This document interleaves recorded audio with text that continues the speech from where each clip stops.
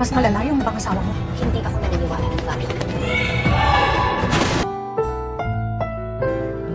Ang susunod na programa ay rated PG. Ito ay nangangailangan ng patnubay at gabay ng magulang para sa mga batang manonood.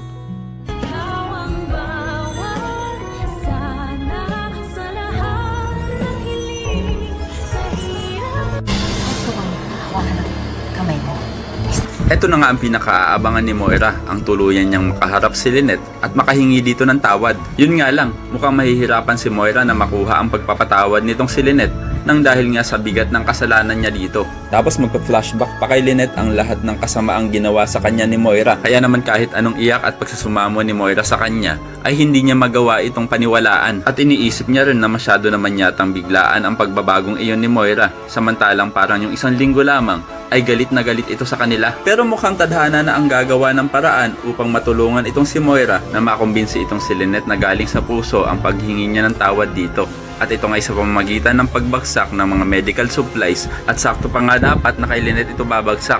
Pero makikita agad ito ni Moira kaya naman haharangan niya ang mga kahon. At hindi nga hahayaan ni Moira ang masaktan man lang si Lynette. Kaya naman dito na mapagtatanto ni Lynette na baka nga talagang nagbago na itong si Moira. Kaya naman malalaman natin kung magiging matigas pa rin ba ang puso ni Lynette kay Moira o baka naman lumambot na ito dahil sa ginawa niya sa kanya. Sa kabilang banda, isa-isa nang nakikilala ni Irene ang lahat ng taong konektado sa kanyang asawang si Carlos. Dahil sa pagkakataong ito ay si Robert naman ang kanyang makakadaupang palad. Agad naman ikikwento ni Irene kay Robert ang kanyang nalaman patungkol daw sa napangasawa nitong si Moira na ito na pala ang may pinakamatinding ugali sa lahat ng kanyang mga nakilala. Samantala, didiretsahin naman na ni Aling Susan itong si Carlos na baka ang pakay talaga ni Irene sa pagbalik sa Pilipinas ay ang pag-agaw sa kanya. Pero ayon kay Carlos ay wala daw dapat ipag-alala si Aling Susan dahil sa faithful daw siyang asawa kay Lynette at hindi niya daw magagawang ipagpalit ito. Hindi daw gaya ni Robert na nakuha pang makipaglandian sa ibang babae habang siya'y may asawa. Samantala, mukhang mayroong masamang balak itong si Madam Lotus dito kay Annalyn